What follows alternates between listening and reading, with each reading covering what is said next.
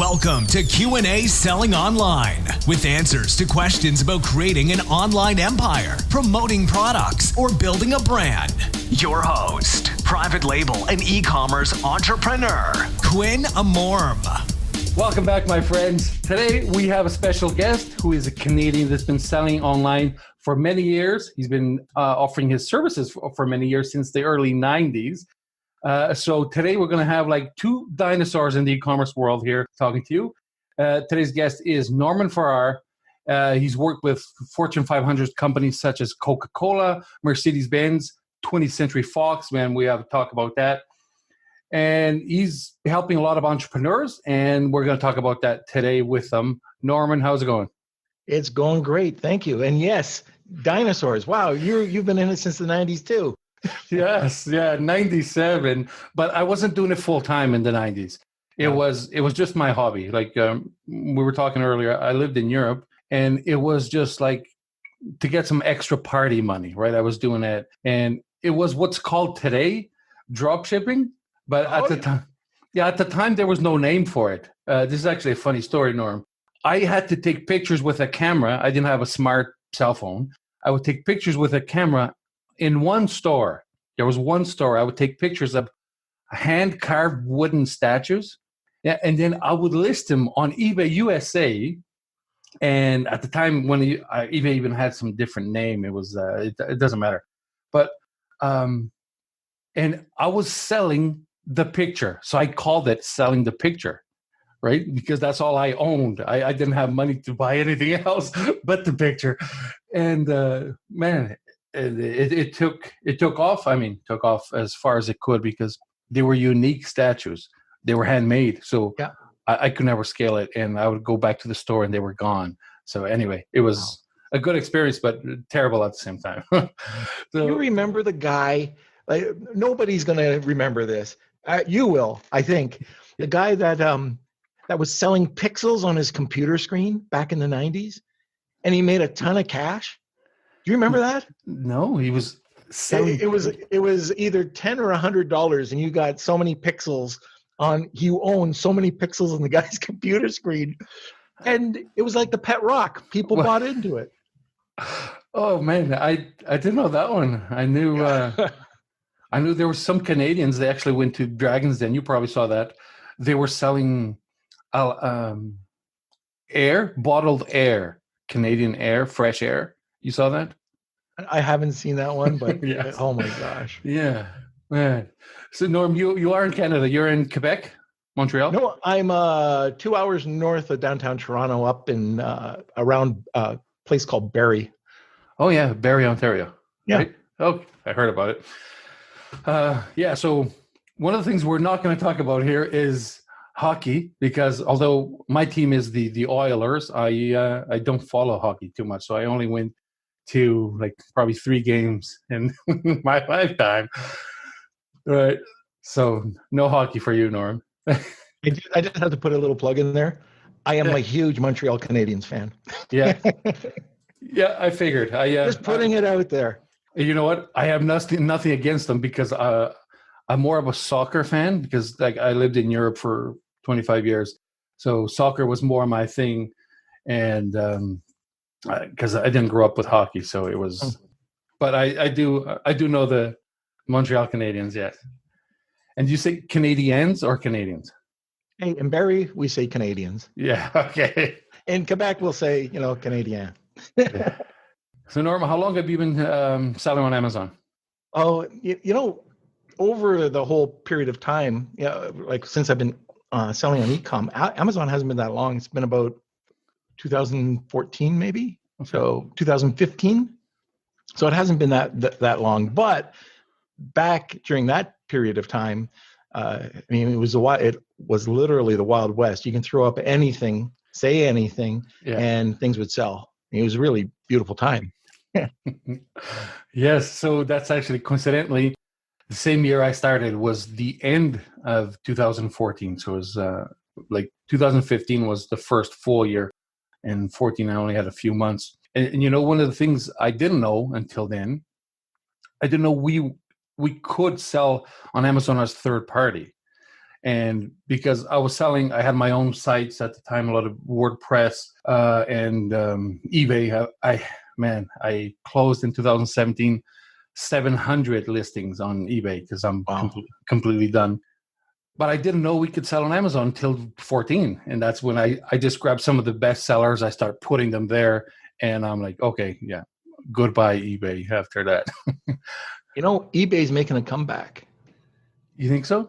Yeah, we had all these issues with hazmat products. We took 3 products that had been banned 3 times that there should be no reason. It's just some idiots not reading the emails properly, right? Which happens all the time. And so we just got fed up. We went over to eBay, and these 3 products were consistently selling in total 150 grand a month. Nice. These 3 products, and they were almost outselling what they would have sold on Amazon, which is really bizarre. But eBay now is allowing you to build brand pages, daily deals. Really cool. They're really trying to make a comeback and rebrand what eBay is all about. You know what? I still didn't unsubscribe from some emails, and I keep getting some with, we'll give you 500 listings for free or whatever, the listing fee. And the reason why I left was December 2017, and it's the end of fourth quarter where everything is like, if you don't sell in December, you don't sell at all. Unless it's not a giftable item. And I wasn't getting sales compared to the new Amazon that I had. It was now 2.5 years old or something. And I decided to remove them from there because it was just a lot of hassle, fulfillments and all that stuff. But it was all the Chinese sellers that were coming, and we have comparable items, but my brand versus this, I don't know, the regular Bluetooth speaker that they send over, all in the same box for $1.99 that takes 60 days to get delivered. I can't compete with that. So I have to check it out again. So I'm glad check it out. It might be worth your while to look at it and start working with it. And they also give you, at least the last time I checked, your own rep. So they help you guide it through and like for any commercial account. So it's not like Amazon where they run and hide and don't want anything to do with you. They'd rather sell their own product, just my opinion. Mm-hmm. But eBay is really trying to rebuild the brand. All right. Did you try Wish yet as a seller? No, I know people that are on Wish, and if I guess I don't have that product that really adheres to Wish yet, but when I do, I can't wait. It looks like it's an interesting platform. Yeah, I have the Wish seller account. I don't have any SKUs there yet, because I was thinking that too. I don't know if my products actually fit here, and so I guess I'm going to try it because they have now full FBW, right? Fulfilled by Wish. I didn't know that. Yeah, they have it. That's why Walmart doesn't call their fulfillment FBW, because Wish took Fulfilled by Wish first. So Walmart can't have the FBW. Yeah. So Norm, tell me something. Do you think there's any room left for anybody launching now on Amazon, for example? No doubt.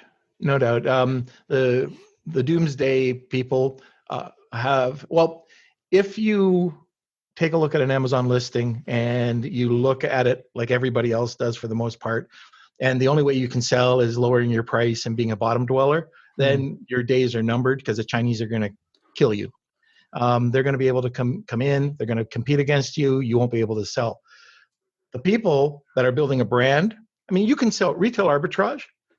Still there. I love the brand building side. I think if you're going to find something, build that brand, build the perceived value. So if somebody's selling something for $9.99, you can sell it for $17.99 and kick their butt. And I can give you an example that I can give you 2 examples. One was with toe wart remover, where they were selling nothing. We repackaged it. We put it into beautiful bottles. We had this like the actual packaging itself, opened it up like an iPhone, and it was toe wart remover, but it looked great. We ended up selling $8,000 the first month. They hadn't sold anything for 18 months. And we got it up to $68,000 after 3 months. We raised the price from $9.99 to $23.99, and it was great. When we turned on PPC, the sales went up to $124,000. So we didn't have PPC when we were selling it at 68. And then the other one were these knives. So we were bringing in these chef knives, a knife. Yeah. They range from $9.99 up to $200 or $300. Better steel, better, but it didn't come across a lot of the times. We took a middle of the road knife that should have been selling for about $19 to $24, brought it out at $49, and we're selling it. Well, right now we're selling it at $97, but we were up at around $124. And how? We spent a few dollars on packaging and images. So yeah, you want to beat the Chinese? Do something that we can do. Well, they'll catch on, and they're starting to, but it's all about brand. Yes. It's all about perceived value. It's about the images. It's about the title. It's about engagement. And if you can do that, you can definitely win on Amazon. Yeah. And you know what? I'm happy that you mentioned the knife, because we had a product that was also a knife, and I was selling in the USA, and the market is a lot bigger, but there's also a lot of more competition. And it was not a kitchen knife. It was tactical knife. Okay, so that I had a huge advantage in the USA because you can sell anything that is, hunting, fishing, tactical knives has a huge demand. And then there was one of the keywords that was one of my best keywords was the fact that it was self-assist. It was the opening that is not spring-loaded. You have to manually open it, but there's a little clip that helps you open it. I brought it over to Canada. And this was a super cheap in the USA, right? Because of competition. In Canada, there was no competitors. I brought it over, and it was in the $30 range with the beautiful packaging. And Amazon doesn't allow tactical knives now anymore. So I have a few hundred around the house now. if anybody wants to break in, I got a few hundred that I don't sell anymore. And now it's not worth it to send them back to the U.S. because they're kind of heavy. Shipping, you know how it is. Shipping from Canada to the U.S. Takes away all the margins. So yeah. So tell me something. You launching changes all the time, right? Something that used to launch, like you said, 2014, there was no launch. You would put the product on Amazon, and before you know it, you start getting sales. And so now everything obviously changed. What are your best or favorite launch and ranking strategies? Incentivized reviews. Not. Remember those days? Oh, yes. Anyways, so let me see. We were talking about incentivized reviews. Okay. Yeah. There are 3 parts to launching on Amazon nowadays, for me anyways. And it changes all the time, like you just said. You've got PPC. You've got your rebate and press release, and then you've got your Amazon posts. Mm-hmm. And I find that at least for the Amazon traffic, if you're not doing those 3, you're not optimizing your product launch. It's 1, 2, 3. And then for the press release, I used to do so many monthly basis press releases, I would say probably 10 years ago. Mm-hmm. And all of them were at the time written press releases. Right. So by the time the video press release came out, I wasn't doing them anymore. So for one, tell me, are they still working, and how does the video press release work? Sure. So what we found, I'll give you an example that you won't believe. We had a call from one of our clients, and they went, "Oh my gosh, I don't believe what just happened. Amazon just called us. They were wondering what we were doing, how we were doing it, and if it was against US. We were ranking higher for Amazon ads. Okay, just Amazon it was Amazon ads. I can't get into it because it's client, but we were outranking them. And a senior person at Amazon actually called and said, "What are you doing?" Press releases, just targeted press releases, content marketing along with those press releases. But how do you use them in a launch? So it's very simple. Keyword strategy is a little bit different. We build out remember silos back in the days? So you get your long tail keywords, and then you just build a silo of, like, let's take bully sticks. You've got grass-fed odorless bully sticks. You've got 6-inch grass-fed odorless bully sticks. So all these long tail keywords. And what you'll do is you'll start taking your higher volume long tail keywords and associate it with a press release.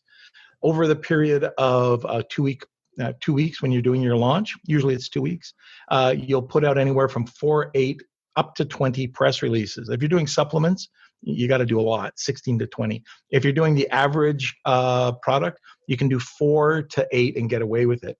And all you're doing is writing something about, it could be the launch on Amazon, it could be your features, it could be your benefits, it could be some sort of engaging topic that people would be writing about, white papers, research. Anyways, you're building in the phrase at the beginning of the title. You're putting in either a secondary phrase or some form of engagement or feature at the end. And if you find that, like, let's say you're selling really well in Miami, you could geo-target. Mm-hmm. And you could be number one in that Miami area just by mentioning the word, like a suburb of Miami, let's say. So I don't know, whatever it is, XYZ, Florida. Yeah. And anyways, when you create the press release, you just have to have one raw link that goes back to your store. So just don't do your super URLs. Don't do just one raw link that says, like, your second paragraph, maybe, yeah. Learn more, click here, and it'll be your raw link. And that's, and you send it to your store or directly to the listing? Directly to the listing. You can do it to the store, but you're going, if you're targeting, let's say Dead Sea Mud, you're going to go to your product page and the listing and take that link. So you can just do it like that. I also try to put in an authority link. There's, like, to actually structure out the press release, there's really one thing you have to remember, or a couple of things. You want to have a great title with keyword stuffed. It really is keyword stuffed. That first phrase at the beginning can get you so much ranking on Google. You don't want to keyword stuff your body, but you can have different keywords in there, of course. You want to have a summary that's 160, and you'll be asked by the press release company, a summary of 160 characters. So when it gets blasted out, journalists can pick it up, or other media networks can look at it and see whether they want to carry it or not. And then while this is going on, whatever keywords that are in the press release, you want to do rebates. And so you can either do a search find by rebate, or you can, like, through ManyChat or Facebook Messenger, or you can use a concierge service or an app like Rebate Key, Rebate, Rebate Jet. But I like using companies like RankBell, who provide a concierge service. Like, if you say, hey, I need somebody to go out there, look for these, like, go to page 1, type in this keyword. This is what my page picture looks like. Take a look at this. Take a look at this competitor, and then go buy my product. You can get really sophisticated with them. Now, if Amazon's listing, I did not say any of that, but it's what we call a little bit gray. But all big brands do it. Whatever we're doing here, all big brands do. Amazon does this. So anyway, we do that with everything.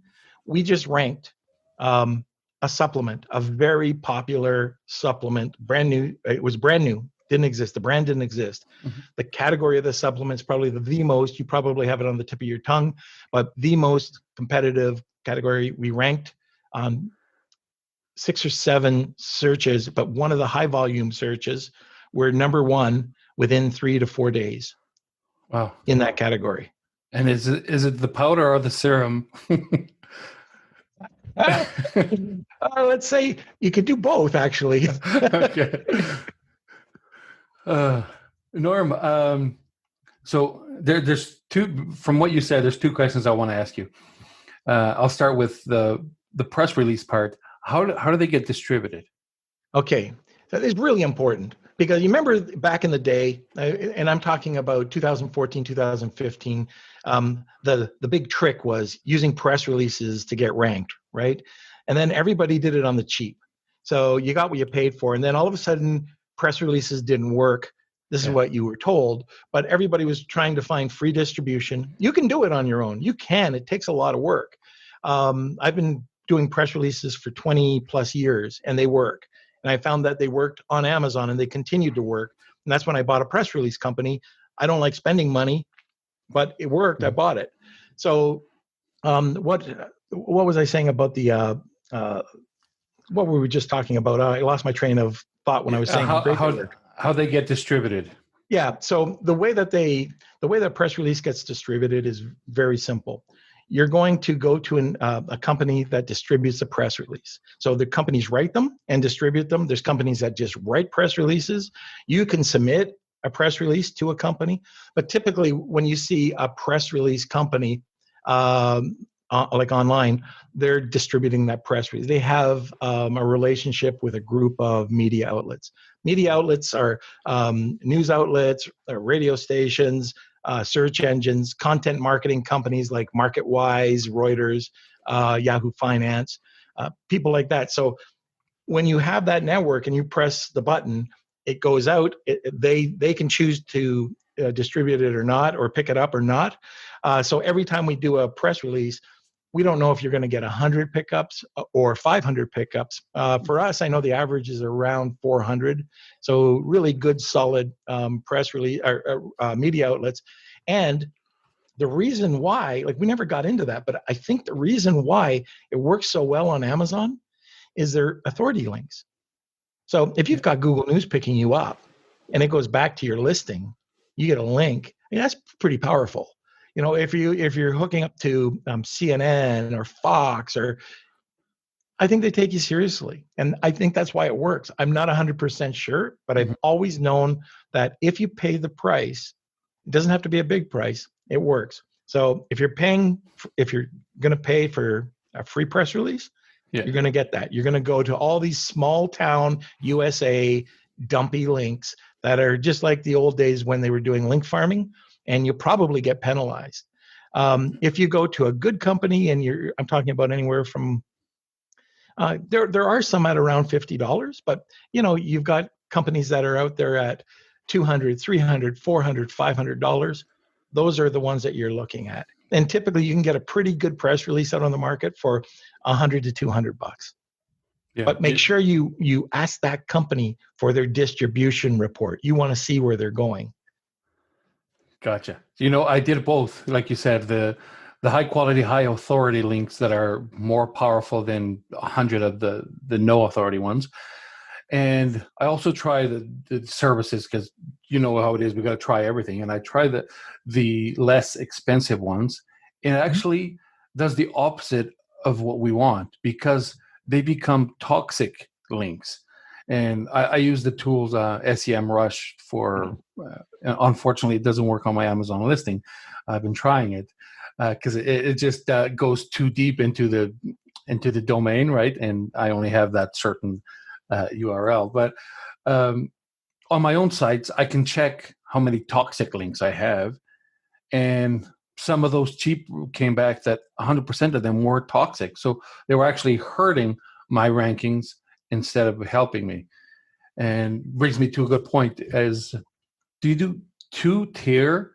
Like we did some, for example, like link building, where you create a blog, and the blog is almost like a press release. It's full of keywords and only has one link in there, one link to my product, right? Mm-hmm. The other, there's then the powerful link that's going to go to, I don't know, let's say a Wikipedia, for example, or a YouTube video that is not related to my product whatsoever. And then my link, the link to my product now directs to another blog, and that blog is going to link to my Amazon listing, or even to my Shopify site, for example. Do you try any of those? It's wild that you said that. It's almost like, hey, I got to get you to write an article for us. But that works perfectly. But one of the things that we say, that like going out to that other network, we don't go that deep, but ideally that's what I like to be able to do.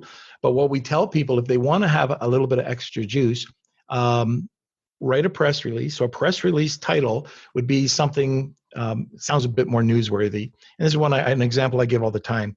Natural grass-fed odorless bully sticks, like really pumping it up there, provide healthy pet snacks for elderly dogs. Okay, so all those combinations will be picked up by Google, and then hopefully throughout Google will start ranking them on all the media outlets. But then you write an article called 7 Reasons Why Elderly Dogs, must eat bully sticks, or something along those lines. Yeah. The one blog article is an incredibly well-written 750 to 1,500 word article with that one link, like you just said, with the other link going to an authority site. You publish that first. Then you get your press release and you link it over to your blog. And your press release link goes to your Amazon. So hopefully I didn't confuse people. Now, if you really want to do something cool, get a video press release. So usually when you get a written press release, there will be a version which is on video. Okay. So you download it and you put that onto your blog. And why? Because blog articles or press releases are doing one thing. They're building trust and they're building authority. And if people are going onto Amazon and they're saying, who is this bully stick company? They're going to go check it out on Google. They're going to see, oh, here's a blog article. And guess what? There's a press release with a news anchor talking about the subject, about the press release. And then there's going to be the blog article touching on all the points, but making it more engaging than a press release.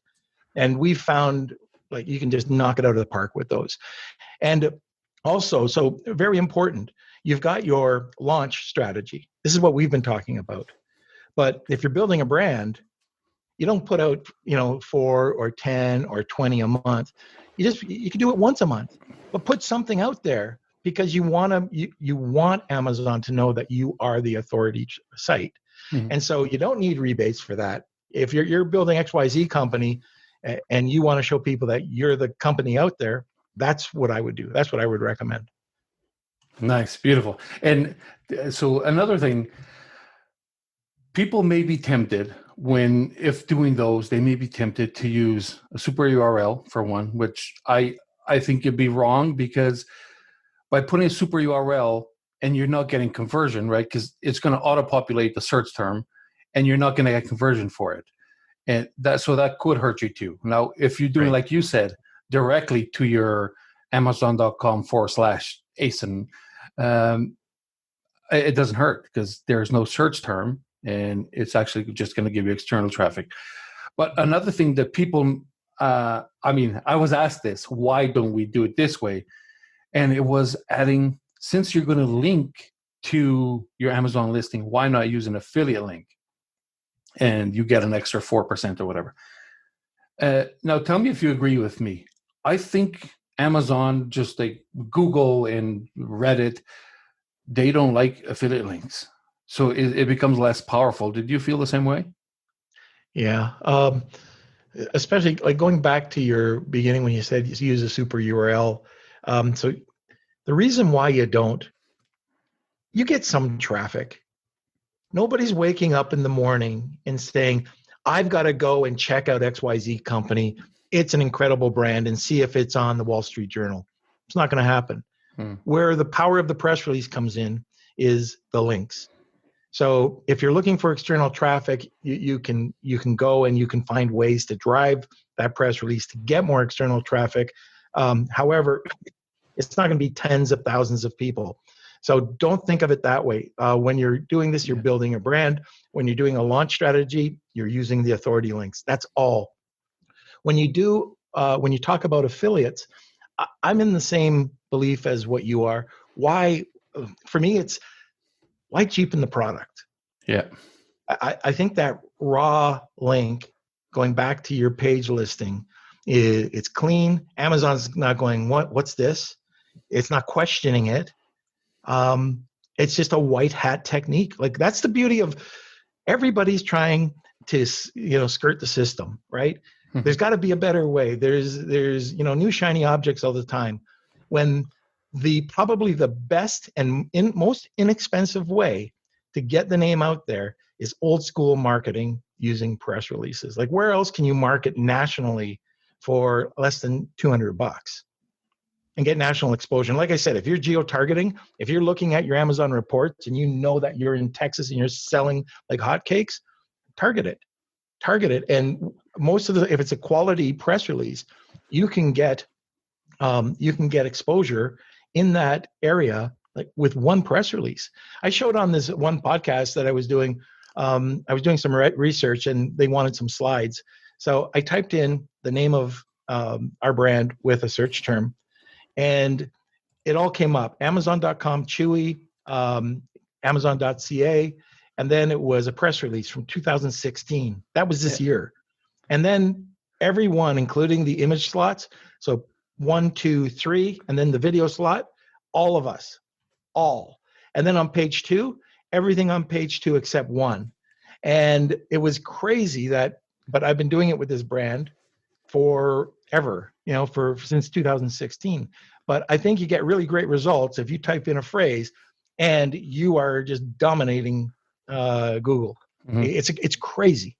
And oh, by the way, during that podcast, we did a launch the day before, and I was trying to show people, okay, this is the combinations. 279 phrases were ranked by Google. 170 were on page 1. 131 keywords were number 1 within 24 hours.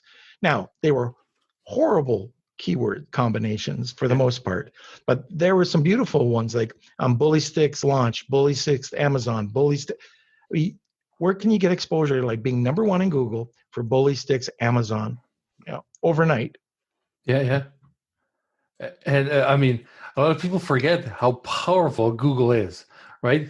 For one, we all want to rank on Amazon on the first page for most of our search terms, but just remember the whole world is on Google, right? Not everybody is on Amazon yet, but I mean, let's not forget about the most powerful marketing search engine. Yes.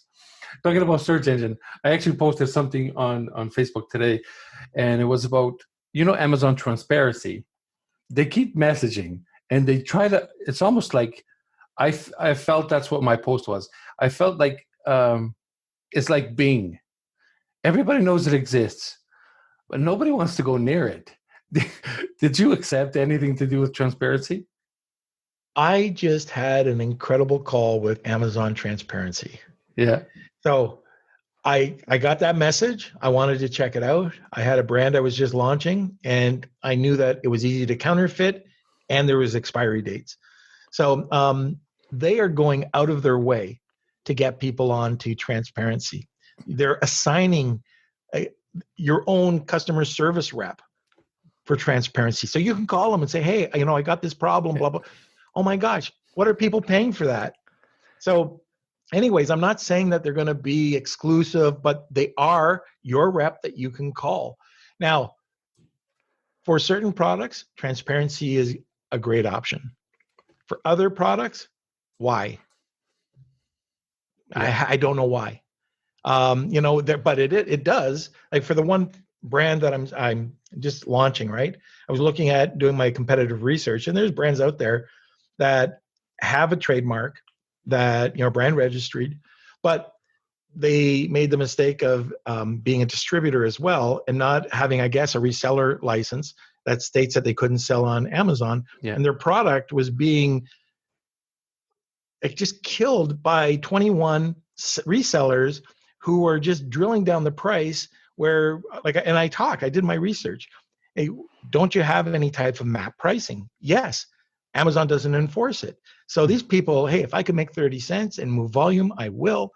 Well, what does transparency do?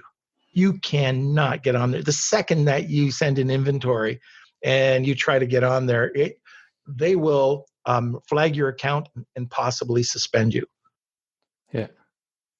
So you know what? I was in the, why? But after talking with them, I've really changed my mind about transparency. Yeah, I mean, I had the call too, and I couldn't see anything in my situation that would benefit, because there are other platforms out there that have my product. Yep. And I don't know if tomorrow Walmart is going to say, like, I don't want transparency products here, because that's an Amazon thing. Right. So because if you put the transparency barcode on a product, you have to put it on all. Right. So, man, there's a way around it, I think. Again, for my concern, I think there was a great need for it. For a lot of others, I can't see it. And there is that little issue about you've got to put that barcode on every product. A unique barcode. That's my biggest issue, is that each product has a unique barcode. Right. So if you manufacture 10,000 products tomorrow, you need 10,000 different barcodes on them. Right. Yeah. So, man, oh man. Anyway, so the launches that you're talking about earlier in the company that you bought is PR Reach, correct? PRReach.com. Yeah. But you have something brand new, and that's it's related to sourcing, right? So tell us a little bit about that. Okay. So as I was mentioning to you just before we got onto the podcast, people will probably be rolling their eyes when I talk about this, because everybody's heard about a sourcing guy, somebody who does sourcing. They probably do it themselves and they think they're pretty good. I met this guy that came up to me and he said he was a sourcing agent. And I went, yeah, kind of rolled my eyes. All right. And he said, yeah, I'd really like to, talk to a group. I have a small group mentoring program. And anyways, I'm sitting there going, okay, but we've had sourcing agents on before. I've had my own companies in China. I think I'm pretty good. And he said, look, I've got a system. I've worked with Alibaba. He says, I've worked with them on 3 platforms. He says, I know sourcing, and I have 7 hacks that sourcing agents just will not tell you. And I can save any company, whether it's a 6, 7, 8, 9-figure company, money. Okay, you got my attention. Mm-hmm. He blew me away. He blew me away with what he could do and how he could save. So we're working, just to give you an example. There's a popular pillow company that people probably know. And the first thing they said was, we do our own product sourcing. Everything's taken care of. Within a couple of days, we saved them $1 million. Really? $1 million. Yep. And it's just time after time after time. We get the same thing. Oh, now we do our own thing. Now we have a deal with the manufacturer. I met them in China. You know what, buddy? If you go over to China, or if you go through I shouldn't say a sourcing platform, right? You've got a profile of being a foreigner. Well, guess what? You're probably going to go through 5 layers of brokers. If you do and I'm not saying you can get to the manufacturer direct, even when we do it, we probably, if it's lower quantities, have to deal with a trading company, because they're not going to accept a smaller order. But we know who we're dealing with. We're dealing in Chinese. We're dealing in RMB. We do not allow the friend of the family to ship the product. There's all these little things. The HTC codes, the harmonized tariffs. Yeah, we've saved more people money. This just happened. Somebody was bringing in quarantine signs. Okay. And so they got a 35% tariff, and it ended up it was higher than 35%.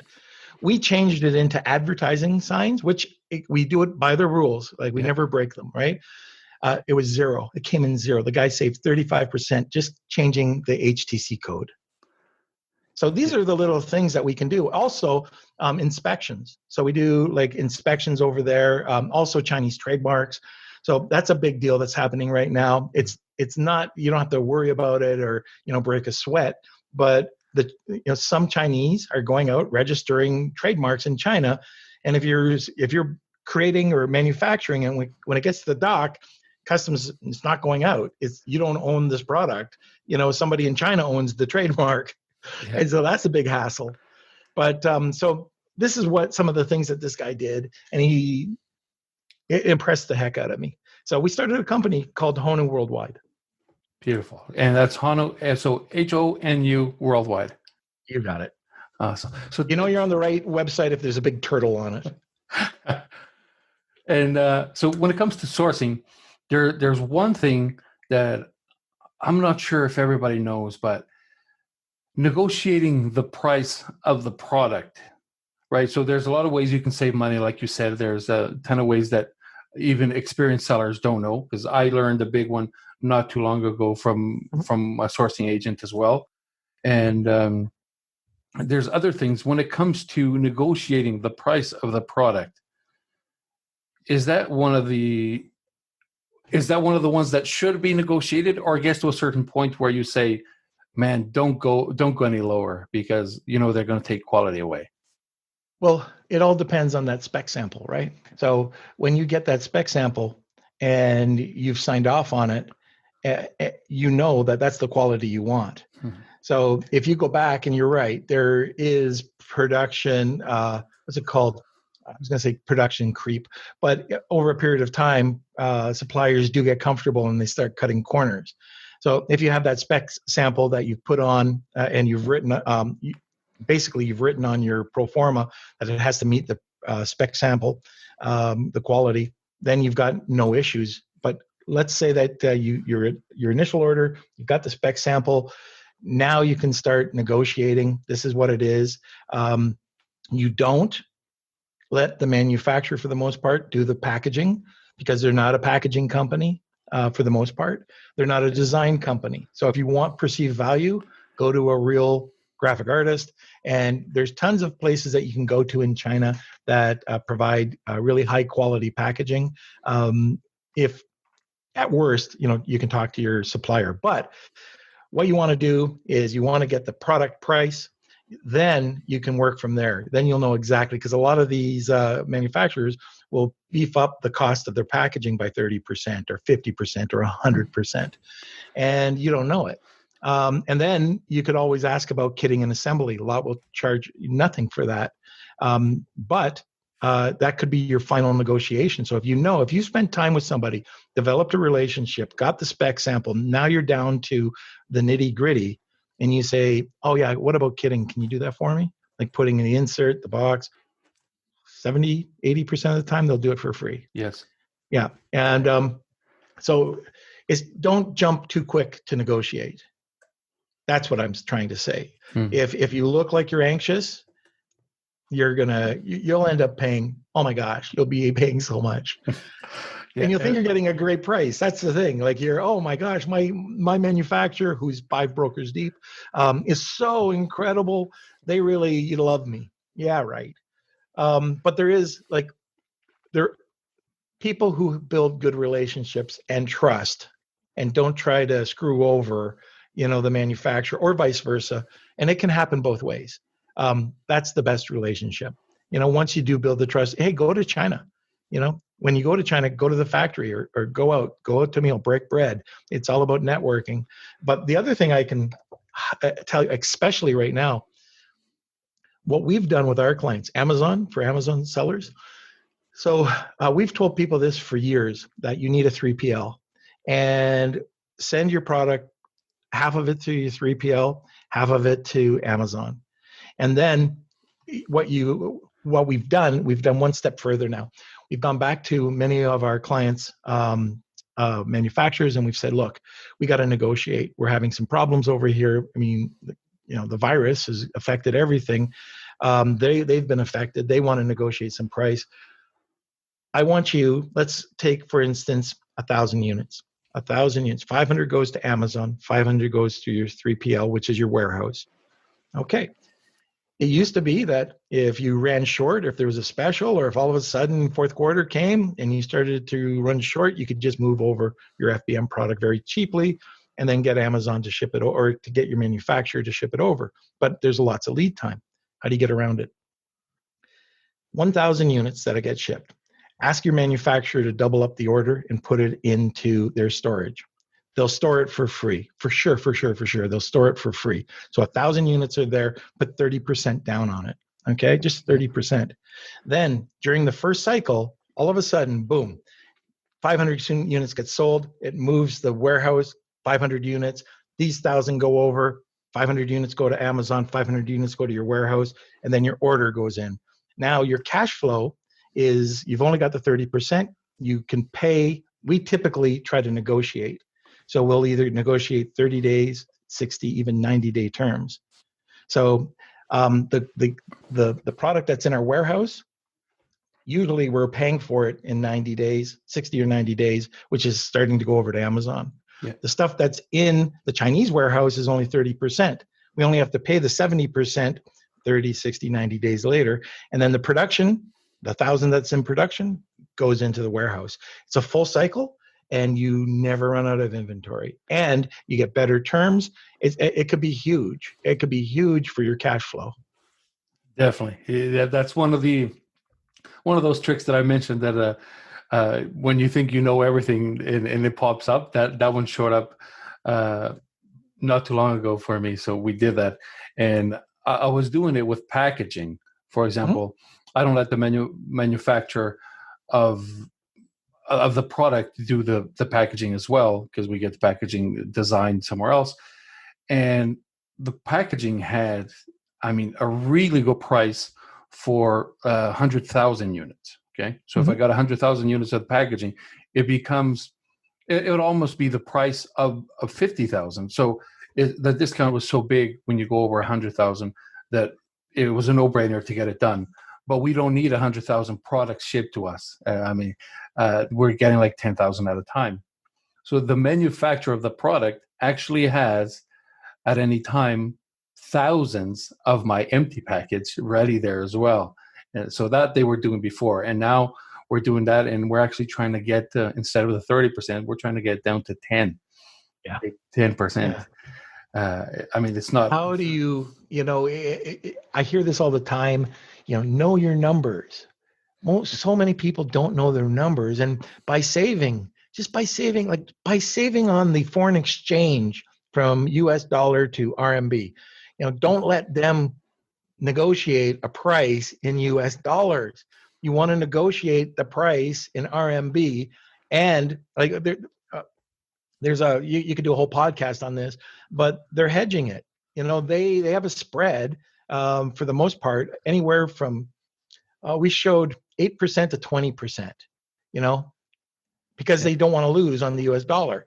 So pay RMB, like you need to go, well, ideally what you want to do is you want to have that sourcing agent that speaks Chinese, of course. First hint is if you're talking to somebody who's English, they're not the manufacturer. They're not the manufacturer. And they're most manufacturers over there do not speak English. The manufacturing or trading companies do. But anyways, if you can go over there, like in our instance, we'll go over acting as the buyer. We negotiate right off the bat. We save probably 30% just because they're selling to a Chinese company. And then it's our company that's selling it back over here.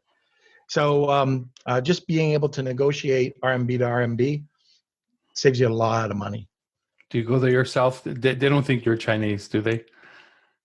Sure. Oh, you want to hear a story about that? So my brother and I went over there, and we were in this factory. And so anyways, this is in Taiwan. It's not China, it's Taiwan. We were sitting there, and we're negotiating, and really weird, got a really weird vibe. The guy wasn't talking, not friendly. Back in the day, they would want to know about your family, and before they sold you anything, right? It was sit down, talk about family. Yeah. Then you'd leave, you come back a day later or two, and then now let's negotiate. It doesn't happen like that, anymore. It was kind of cool back then. But this guy wouldn't talk. So we're sitting there going to our general manager at the time. Her name was Katie. Katie, what's going on? And she goes, oh, I'm so embarrassed to say this. What?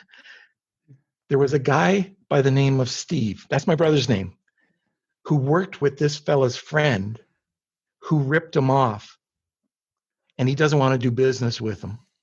It's because my brother's name was Steve. Like, but anyways, when she explained it to them, like it's just a cultural thing back then, but it was so funny. Yeah, I guess Steve is not, when you go to China, Steve is not a common name. So It's just a guy that ripped them off, and it could have been any guy at any day. But because my brother's name was Steve and he was in Taiwan, that he must be the guy. So, the word already got out to the manufacturers. Don't deal with this guy's name, Steve. You know what? I honestly thought you were going to say it had something to do with your beard, and so that you don't even want to go there. If you go to China, literally, we've got pictures of like a lady or a guy just taking me like this, basically coming up, touching the beard, just coming up with their family, looking, not smiling, right? Just pictures. It's so crazy.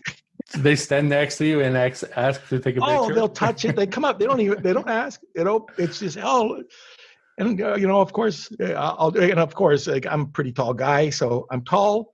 I'm not the thinnest guy in the crowd, and I got this giant beard. So yeah, I kind of stand out.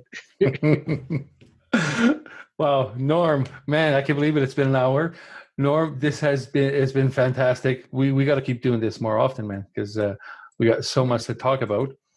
Now, before you go, tell everybody, where can they find your PR company, Ono Worldwide? Let us know the links and where to find you. Sure. So the easiest way to get a hold of me is Norm at PR Reach. There's 2 R's in there, prreach.com. You can check out the website. We do have a whole section on Amazon Launch and Rank, so you can kind of get an idea of what we're doing, as well as regular press release and content, writing blog articles. And then for the Honu side, it's HONU worldwide.com, and just stick Norm in front of it, Norm at Honu Worldwide, it'll get to me. And and we, if you want, you can check me out on Facebook, send me a personal message. I answer everything. There you go. So I wrote them down. I'm going to put them on the show notes for those that are driving or in the shower right now. Norm, thank you so much. We're like I said, we have to do this again. Fantastic. Well, thanks for having me. Thank you.